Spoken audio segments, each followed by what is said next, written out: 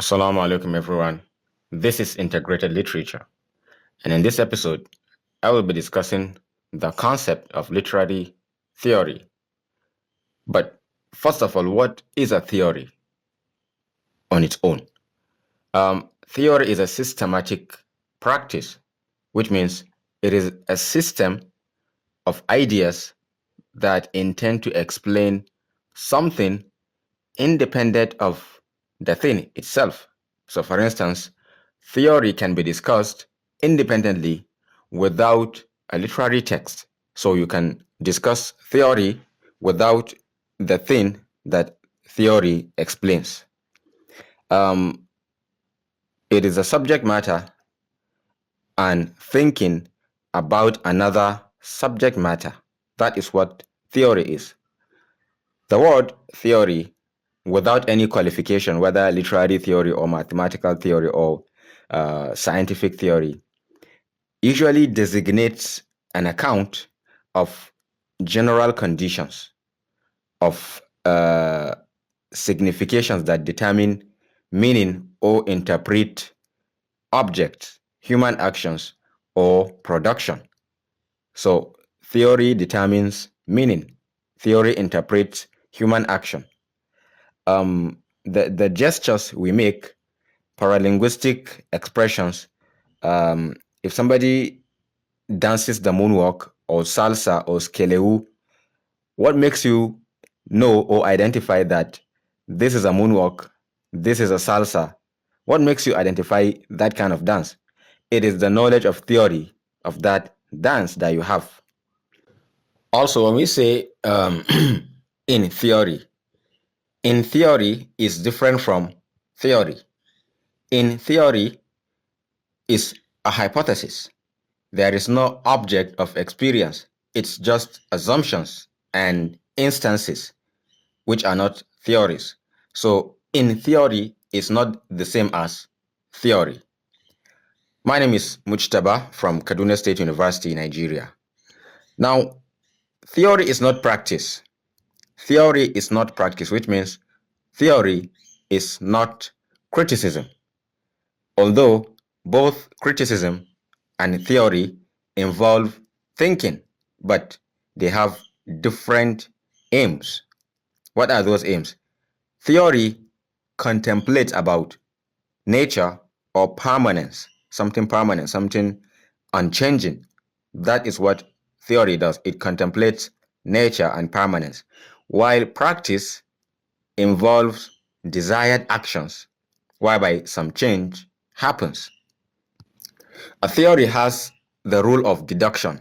You can infer from uh, its own discussion. You can infer meaning from its own discussions without making reference to something else. So a theory has that rule of inference, rule of deduction, which means theory has its own methodology and judgment. So many critics felt necessary to theorize their individual positions and practices, from Plato to Aristotle to Sigmund Freud to Northrop Frye. We have lots of theories because theorists feel that they have to theorize their individual positions. So literary theory has that feature because individuals are making their stand. We end up having so many theories in literature. Jonathan Collar said that a theory must involve a certain complexity, which means new understanding comes after developing a model of complexity in the mind. So, literary theory is not a simplified subject matter, it is naturally complex. Now, it is its complexity that brings new understanding.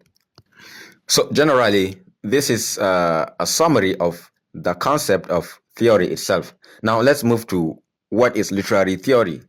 Literary theory is dominated by philosophy, history, politics, psychoanalysis, etc. So, it is a product of ideology because all theorists operate from specific ideological positions. For instance, Jacques Derrida, in his theory of deconstruction or idea of deconstruction, he is in polarity with Platonism, because Plato concentrated on the essence of a work of art, that a work of art should mirror the ideal reality, which means a work of art should have a permanent meaning. Derrida contends this and uses his idea of deferral, that a work of art keeps changing. The meaning of a work of art keeps changing as you read. For instance, you can't read only a stanza in a poem and then determine its meaning. You can't. You can't read one or two chapters in a novel and then determine the entire meaning of that novel.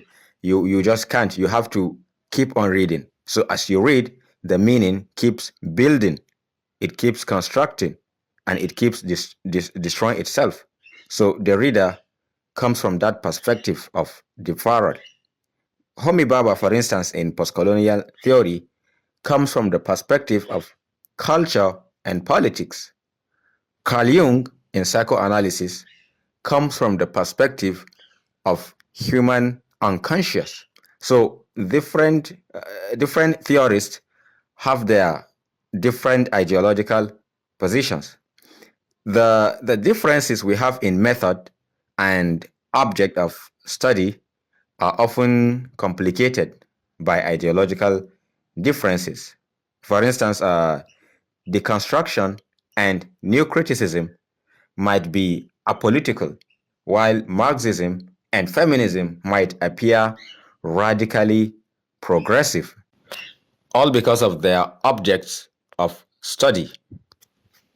Marxism, for instance, concerns itself about class, feminism, gender, new criticism, elements of a work of art that come together to make meaning. So each theory is complicated by its own method and object of study.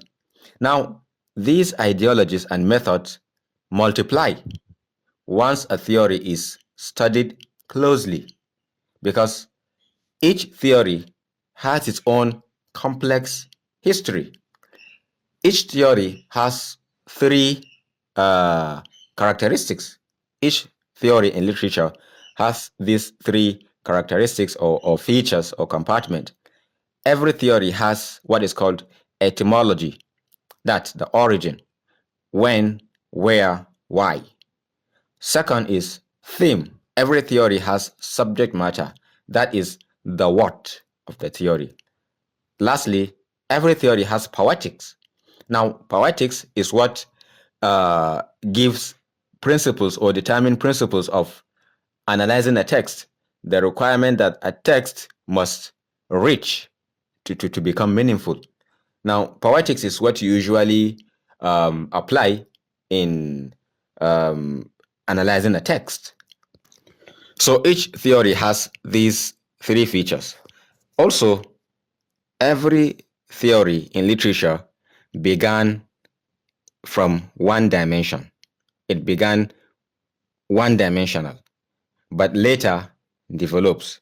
For instance, Marxism began from class differences, class stratification, and it keeps developing to start talking about textual instances in a text. So, a theory's origin is timeless. A theory's origin is timeless. Now, this is why we earlier said that a theory can be studied in itself. You can interrogate a theory without using any text. Some theories developed literarily, while some developed otherwise.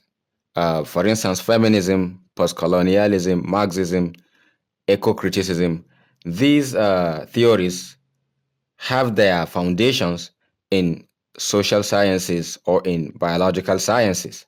So they didn't develop literarily. But there are theories like new criticism or formalism that developed literarily. Literary theories have fluidity of themes. So, like literary text, they have subject matter and they have several themes. For instance, in postcolonial theory, we have the theme of exotic, subaltern, and hybrid. In feminism, we have the theme of liberation, equality, sexuality, intersectionalism. We have these themes in feminist literary theory.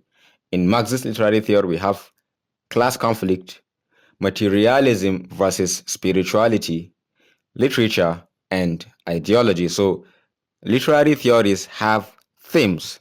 They have subject matters with several themes.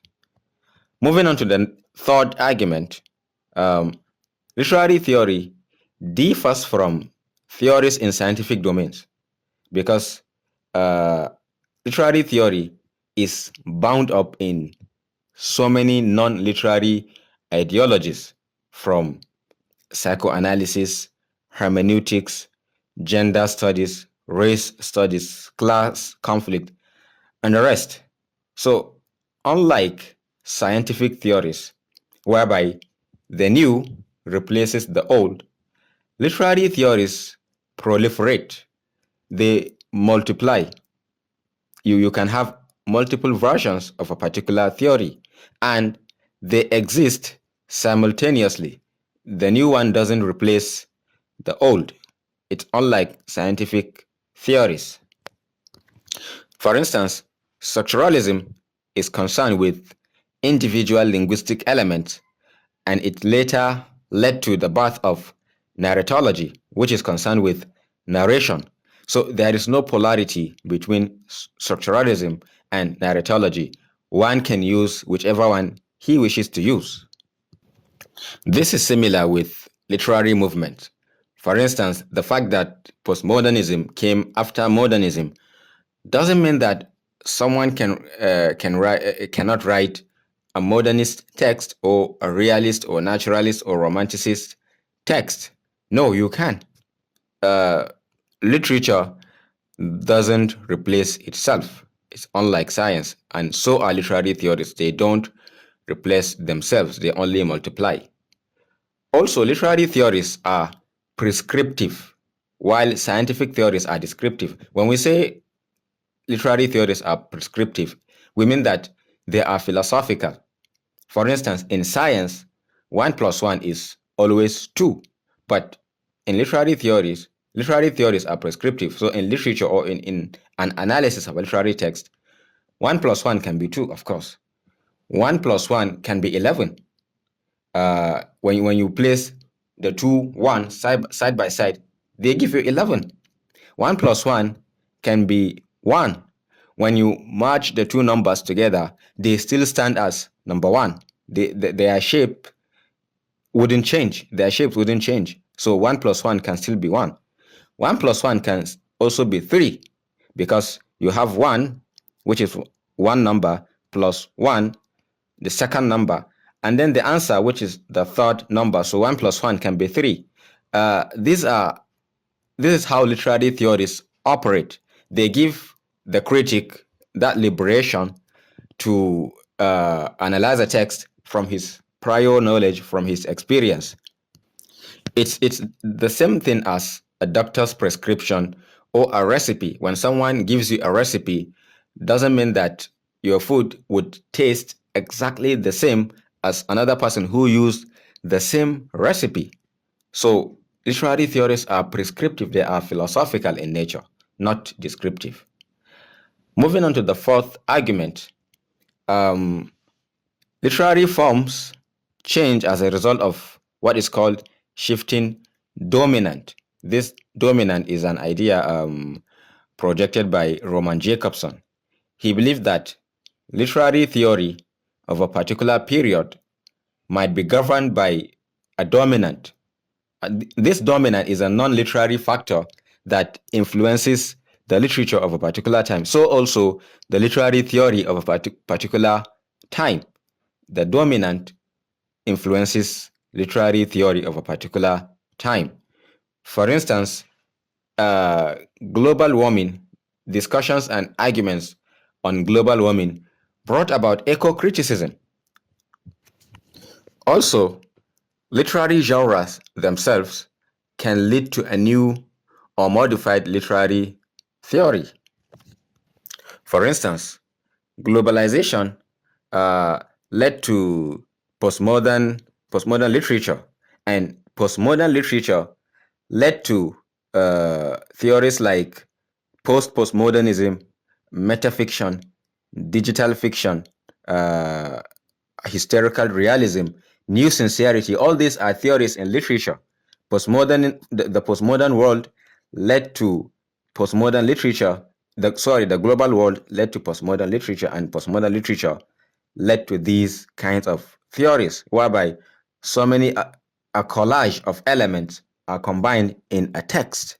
So a text would have the features, cinematic features, musical features, art features, all sorts of features.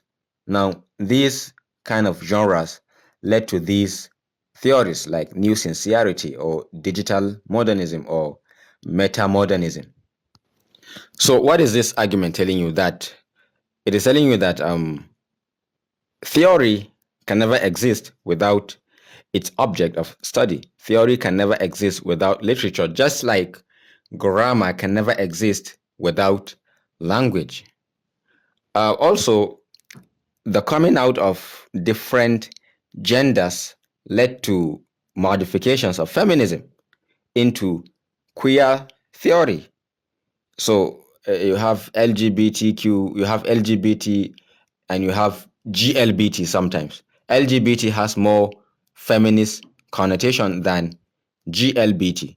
So these theories develop in various ways, whether from the genre, from the dominant, or from other internal arguments.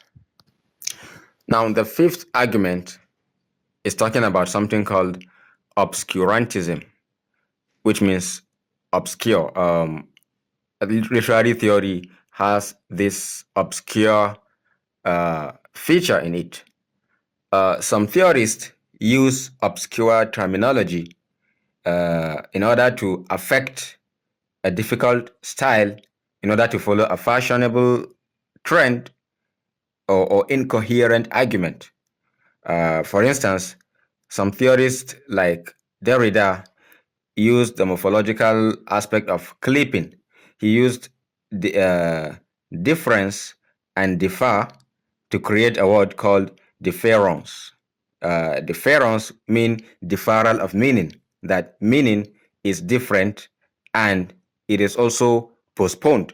So from differ to difference, Derrida got difference. We also have self and the other in postcolonial theory. When we say the self, we don't just mean a person himself. It means the colonialist, the imperialist, and then the other means the natives, the colonized. Some theories use non-English terms because the English language doesn't have a word that captures a particular concept, like fabula and sujet, story and plot. Plot is not the same as sujet. Sujet means representing the story through narration, through metaphor, through point of view, different camera angle, reordering the story. So it's slightly different from plot. In New Historicism, we have thin description and thick description. Thin description means denotative meaning of concept, factual account without interpretation, whereas thick descriptions mean connotative meanings of concept, the cultural context and meaning of human actions. For instance, there is this instance in Alice in Wonderland. When Alice meets Humpty Dumpty, they engage in a conversation. So along their conversation, Humpty Dumpty said something that Alice doesn't understand. And when she complains that she doesn't understand what he is saying, Humpty Dumpty replies that when I say a word, it means just what I choose it. When I say a word, it means just what I choose it to mean, neither more nor less. So this goes back to Jonathan Coller's idea of theory, thinking of something complex beyond the norm. This is what leads to obscurantism or obscure terminologies in theory. The sixth argument says that many literary theories, with little modification, can be applied to a wide range of cultural forms, event structures, and spaces. Meaning, literary theories aren't just applied on literary text. You can apply a theory in literature on a map, on a signboard, on a billboard, on human actions. In football, you can apply literary theories. You don't just apply them to literary text. In literary theory, sometimes we deal with critical theory. Critical theory involves theories from culture or cultural studies and theories from literature. So when you combine the two, you have critical theory. Literary theories also involve cultural theory. Cultural theory relies on the same theorists and schools of thought as literary theory. For instance, in cultural theory, there is the discussion of Sigmund Freud, Althusser, de Saussure, Matthew Arnold. They are both in cultural theories and literary theories. The only difference is their focus and attention. So you can have the discussion of structuralism in cultural theory, and that is why you have people like Claude Levi-Strauss, who propounded their own structural theories in culture. Also, in game studies, for instance, in video games or studies or popular culture in general, narratology is also discussed and applied to these cultural forms. Your video game, your Twitter, your drama series. Now, under this argument, there's something I want to make mention of. Students get this misconception about applying a theory. Some students think that a text determines what theory to use. For instance, if a text has a female protagonist, then one should use feminism.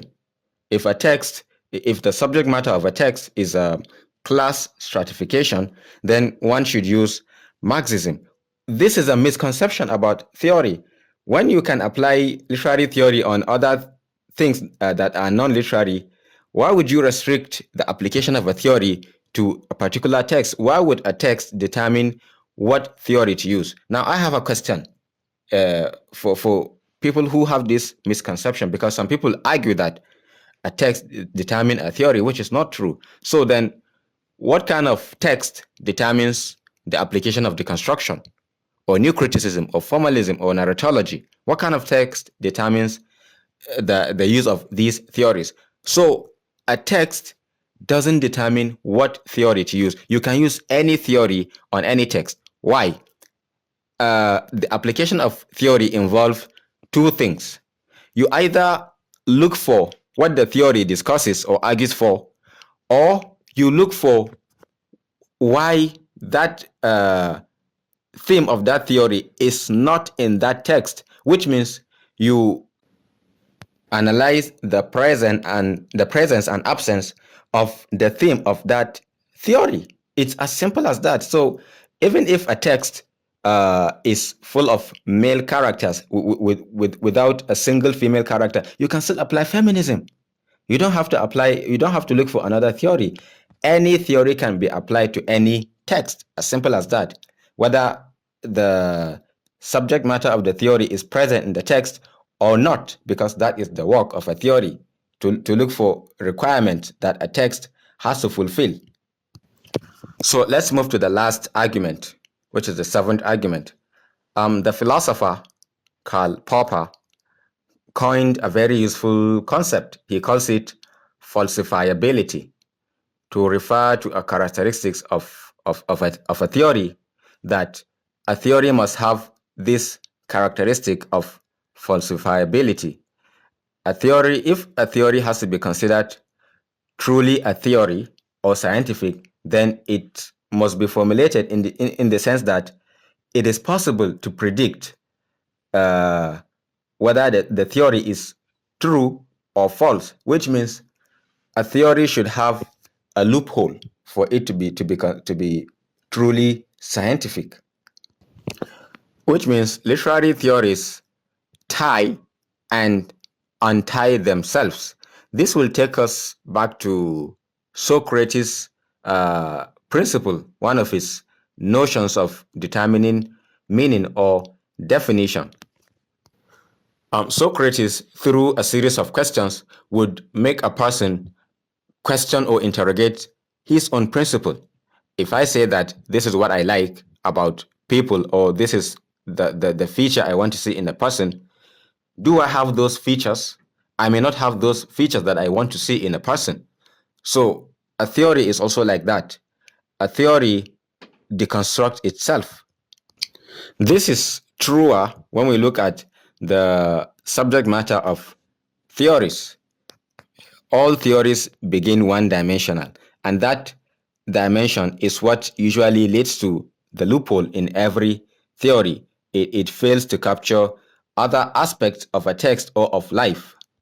For instance, structuralism uh, uses structure and language as a basis for integration.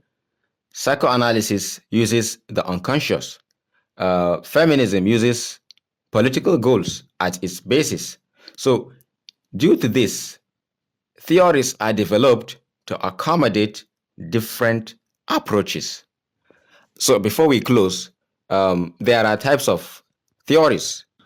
These types of theories emanate from their relationship with criticism, the relationship between literary theory and criticism. So we have what is called the grid, GRID. Uh, this grid, of course, as the term suggests, comprises of four corners. No literary theory goes outside these four corners. There are context-based theories. There are text-based theories, reader-based theories, author-based theories, because criticism is woven around these four approaches. So, in the coming lectures, we will discuss literary criticism and the relationship between theory and criticism. Thank you all for listening. I do hope that you benefit so much from this lecture, and I hope that you follow the channel and share. Thank you all for listening. See you next time.